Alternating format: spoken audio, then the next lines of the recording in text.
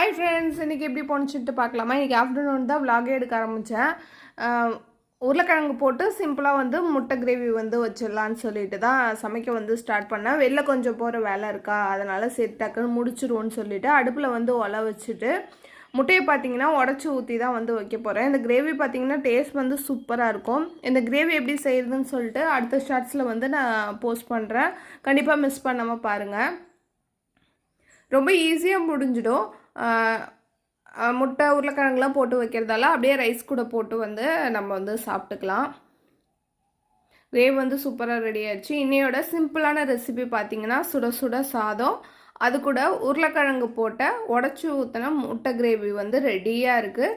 சாப்பிட்டுட்டு வெளில வந்து கிளம்ப வேண்டியது தான், கொஞ்சம் வேலை இருக்கிறதுனால. சாப்பிட்டு முடிச்சுட்டு அப்படியே கிளம்பிட்டோம். ஹஸ்பண்டுக்கு ஒரு ஷர்ட் எடுக்கணும்னு சொல்லிட்டு ஃபஸ்ட்டு ஷாப்புக்கு போய் ஷர்ட் எடுத்துகிட்டு அதுக்கப்புறம் பேங்க்கில் கொஞ்சம் பர்சனல் வேலை இருந்துச்சு, சரின்னு சொல்லிட்டு அங்கே வந்து போயிருந்தோம். கொஞ்ச நேரம் வெயிட் பண்ண சொல்லியிருந்தாங்க. சரி வெயிட் பண்ணி வேலையை பார்த்துட்டு அப்படியே வந்து எங்கள் நாத்தனார் வீடு ஆல்ரெடி குடி போகிறாங்கன்னு சொல்லியிருந்தோமா, அதுக்கு சாமி ஃபோட்டோ வாங்க வேண்டியதாக இருந்துச்சு. சரின்னு சொல்லிட்டு சாமி ஃபோட்டோ வாங்க போயிட்டோம். இந்த கடையில் பார்த்திங்கன்னா நிறைய சாமி ஃபோட்டோ இருக்கும், டிஃப்ரெண்ட்டாக பார்க்குறதுக்கு நல்லா இருக்கும்.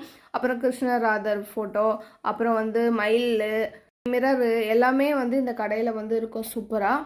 நாங்கள் வந்து இந்த ஃபோட்டோ தான் வாங்கினோம். எப்படி இருக்குன்னு கமெண்ட் பாக்ஸில் கமெண்ட் பண்ணுங்கள். அப்படியே வாங்கிட்டு பில் பண்ணிவிட்டு வீட்டுக்கு கிளம்பி வந்தாச்சு. இந்த வீடியோ பிடிச்சிருந்தா குட்டியாக ஒரு லைக் போட்டுங்க. Thank you, bye friends, thanks for வாட்சிங்.